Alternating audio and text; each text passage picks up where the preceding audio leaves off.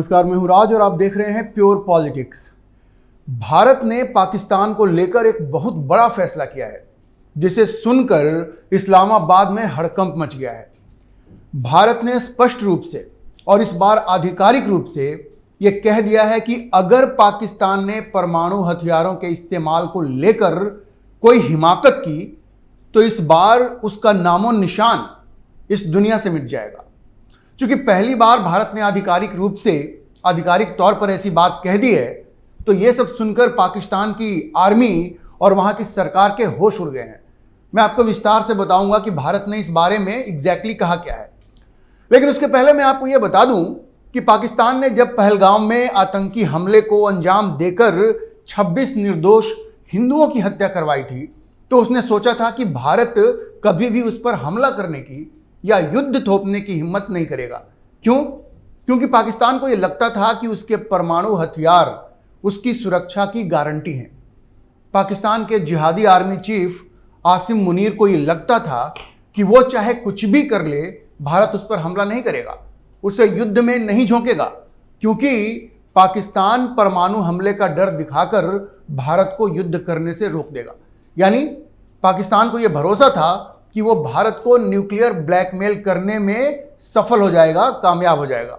लेकिन उसे मुंह की खानी पड़ी, क्योंकि भारत की नरेंद्र मोदी सरकार ने स्पष्ट रूप से कह दिया है कि वो न्यूक्लियर ब्लैकमेल होने के लिए तैयार नहीं है। भारत ने पहलगाम हमले के जवाब में पाकिस्तान के ऊपर इतना जबरदस्त अटैक किया कि मुनीर और शाहबाज के तो जैसे होश उड़ गए।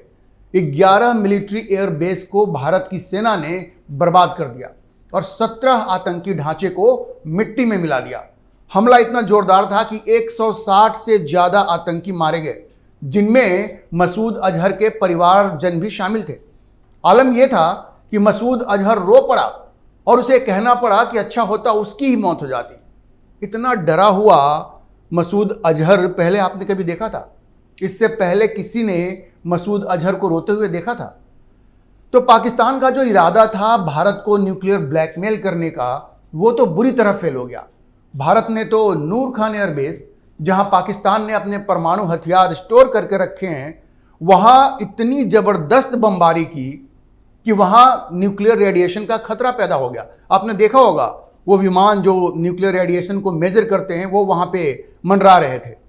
वो तो समझिए कि पाकिस्तान ने इस हमले से घबराकर तुरंत हाथ जोड़ दिए और भारत से सीज फायर की गुजारिश कर दी, और भारत मान गया, क्योंकि भारत तो पहले दिन से कह रहा था कि अगर पाकिस्तान हमला नहीं करेगा तो हम भी नहीं करेंगे।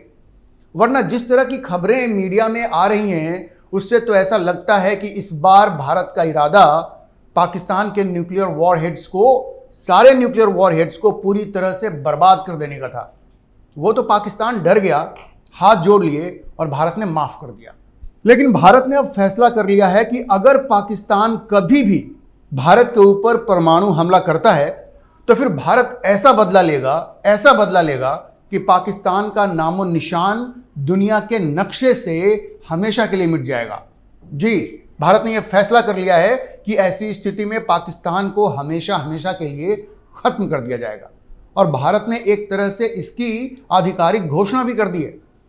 दरअसल इंडोनेशिया में भारत के डिफेंस अटैचे, आप उनको डिफेंस डिप्लोमेट भी कह सकते हैं, कैप्टन शिव कुमार, जो इंडियन नेवी से ताल्लुक रखते हैं, उन्होंने एक सेमिनार में भाग लेते हुए ये स्पष्ट रूप से कह दिया है कि अगर पाकिस्तान भारत पर परमाणु हमला करता है तो उसके बाद पाकिस्तान का अस्तित्व समाप्त हो जाएगा, उसके बाद पाकिस्तान एग्जिस्ट नहीं करेगा। उन्होंने एग्जैक्टली क्या कहा मैं आपको कोट करके बताता हूं। उन्होंने कहा, If there is a nuclear attack on India by Pakistan, it is very clear that Pakistan will not exist. आप समझ सकते हैं ये कितना कड़ा बयान है और कितना साफ बयान है। अब चूंकि captain Shiv Kumar serving officer हैं, इस वक्त वहाँ डिफेंस अटैचे हैं इंडोनेशिया में, तो उनके बयान को आधिकारिक ही माना जाएगा। और ये स्पष्ट है कि भारत ने बिल्कुल मन बना लिया है कि ऐसी स्थिति में उसे क्या करना है, और अब तो जैसा मैंने कहा ये आधिकारिक घोषणा ही हो गई है।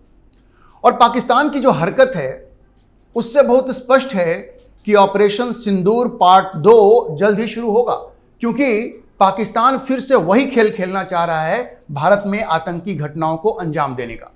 अब देखिए, जो इंटेलिजेंस की रिपोर्ट आई है वो ये कह रही है कि अभी कुछ दिनों पहले पाकिस्तान के बहावलपुर में एक मीटिंग हुई है पाकिस्तान की आर्मी, वहाँ की आईएसआई और जितने ये जिहादी संगठन है, आतंकी संगठन, उनके बीच में एक मीटिंग हुई है और इसमें यह फैसला किया गया है कि उन आतंकी ढांचों को जिसको भारत ने ऑपरेशन सिंदूर के दौरान गिरा दिया था, नेस्तनाबूद कर दिया था, उनको वो फिर से खड़ा करेंगे। उन आतंकियों को वो वहाँ फिर से ट्रेनिंग देंगे। ये लॉन्च पैड्स फिर से खड़े किए जाएंगे और इसके लिए पैसा कहाँ से आएगा? पाकिस्तान वो पैसा इस्तेमाल करेगा जो वर्ल्ड बैंक और एशियन डेवलपमेंट बैंक और आईएमएफ उसको दे रहे हैं। तो ये इंटेलिजेंस एजेंसी जो हैं वो ये खबर दे रही हैं कि पाकिस्तान एक बार फिर से वही हरकत करेगा जो उसने पहलगाम में किया है। तो आप समझिए कि भारत ने तो बहुत साफ कह दिया है कि जो एक्ट ऑफ टेरर होगा यहाँ के बाद, आज के बाद, उसको भारत एक्ट ऑफ वॉर ही समझेगा। तो अगर फिर से पाकिस्तान भारत में कोई आतंकी घटना को अंजाम देता है तो भारत निश्चित रूप से उसका बदला लेगा और पाकिस्तान को घर में घुसकर मारेगा। और निश्चित रूप से अगर पाकिस्तान न्यूक्लियर ब्लैकमेल करने की कोशिश करता है या आखिरी उपाय के रूप में भारत के ऊपर कोई न्यूक्लियर हमला करता है तो भारत ऐसा बदला लेगा। देखिए, भारत एक बहुत बड़ा देश है। अगर पाकिस्तान भारत के ऊपर परमाणु हमला करता भी है तो पूरा भारत तो नष्ट नहीं होगा ना। लेकिन पाकिस्तान तो बहुत छोटा देश है। अगर भारत ने मन बना लिया और उसका जवाब दिया न्यूक्लियर हमले का, तो पाकिस्तान का तो नामो निशान इस दुनिया से उठ ही जाएगा। और अब तो भारत ने आधिकारिक तौर पर यह कह दिया है कि अगर पाकिस्तान ने कभी ऐसी हरकत की तो नामो निशान पाकिस्तान का मिटा दिया जाएगा। दूसरी चीज यह है कि भारत ने यह भी इंटरलोक्यूटर्स जो होते हैं इंटरनेशनल, उनको यह बता दिया है कि अब भारत वही नीति अपनाएगा जो इजराइल ने ईरान के खिलाफ अपनाया। आपने देखा होगा इस बार जो युद्ध चला है उसमें इजराइल ने क्या किया। इजराइल ने सबसे पहले ईरान के जो टॉप आर्मी जनरल्स थे उनको एलिमिनेट किया, उनको खत्म किया। और इस बार आप जान लीजिए, ऑपरेशन सिंदूर के दौरान जब नूर खान एयरबेस पे हमला हुआ, रहीम यार खान एयरबेस पे हमला हुआ, तो ये जो मुनीर था वो जाके बंकर में छुपा हुआ था। तो बंकर में छुपने से कुछ नहीं होगा। भारत ने लोगों को बता दिया है कि अब भारत भी वही करेगा जो ईरान करेगा। मतलब इस बार मुनीर बिल्कुल भारतीय सेना के निशाने पर होगा और इस बार वो बच नहीं पाएगा। चाहे वो कहीं भी जाके छुप जाए, किसी भी बंकर में जाकर के छुप जाए, वो इस बार बचने वाला नहीं है। तो भारत ने अपना रुख बिल्कुल स्पष्ट कर दिया है और ये बता दिया है कि भारत बहुत ही कड़ाई से पाकिस्तान के ऐसी किसी भी हरकत का जवाब देगा। एक चीज और मैं आपको बताऊं कि इंडोनेशिया में हुए इस सेमिनार में वहां की एयरफोर्स ने, मतलब इंडोनेशियन एयरफोर्स ने पाकिस्तान की कलई खोल कर रख दी है। क्योंकि वहां पे जो स्लाइड्स वहां की एयरफोर्स ने प्रेजेंट किया है उसमें उसने बताया कि भारत ने पाकिस्तान के कम से कम 9 एयरक्राफ्ट मार गिराए हैं ऑपरेशन सिंदूर में। जी, 9 एयरक्राफ्ट, जिसमें से 6 फाइटर जेट हैं, 2 अवॉक्स है जो टोही विमान होते हैं साब 2000, एक को तो S-400 ने मार के गिराया, दूसरा एक जो भुलारी एयरबेस पे खड़ा था वो हमले में नष्ट हो गया। उसके अलावा एक C-130 ट्रांसपोर्ट एयरक्राफ्ट वो भी नष्ट हो गया। उसके अलावा पाकिस्तान का जो एयर डिफेंस था, जो चाइनीज एयर डिफेंस था, जो सिस्टम्स थे HQ-9 और HQ-16, वो तो ध्वस्त हुए ही। उसके अलावा उसके तमाम जो बैलिस्टिक मिसाइल्स थे जो उसने भारत पे छोड़े, ड्रोन्स जो थे, उन सबों को नष्ट कर दिया। और ये सब किसने कहा? ये भारत की सेना नहीं कह रही है, ये कह रही है इंडोनेशिया की एयरफोर्स।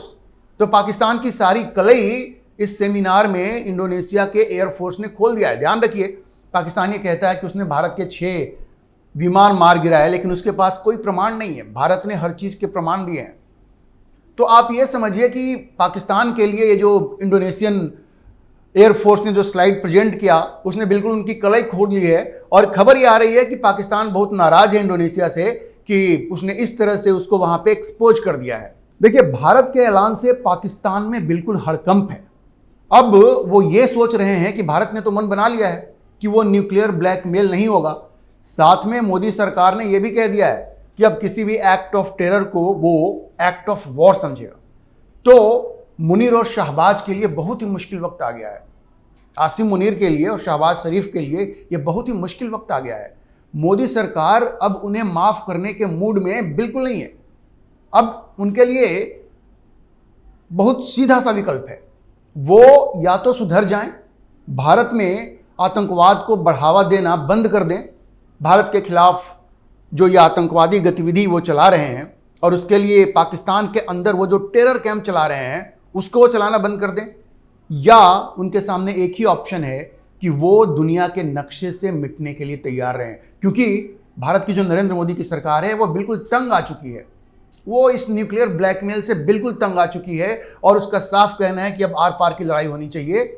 ये न्यूक्लियर ब्लैकमेल हम बर्दाश्त नहीं करेंगे, या तो तुम आतंक रोको या हम तुमको घर में घुस के मारेंगे, और अगर उसके बदले में तुम परमाणु हमला करने की सोच रहे हो तो तुम्हारा नामो निशान इस दुनिया के नक्शे से मिट जाएगा, खत्म हो जाएगा।